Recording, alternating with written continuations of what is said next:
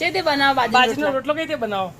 હારું બાજરીનો રોટલો બાજરીનો લોટ પછી આ વાટકી ને મેટો ને પાણી ને બધું થોડું થોડું નો પછી એનો ઉમમ બનાવો પછી આ ખલારો ને નો પછી ખીચડી બનાવો ખીચડી બનાવો પછી શું બનાવો પછી શું બનાવો ગુજરાતી બીજું શું બનાવો?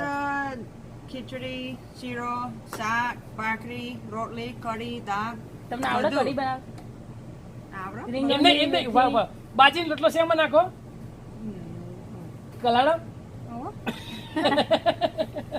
એટલે કલાડું બોલતા આવડે એમ મેઇન હોય એ જ મેં છે તમને અહીંયા આટલું એવું બોલતા આવડે છે એમ.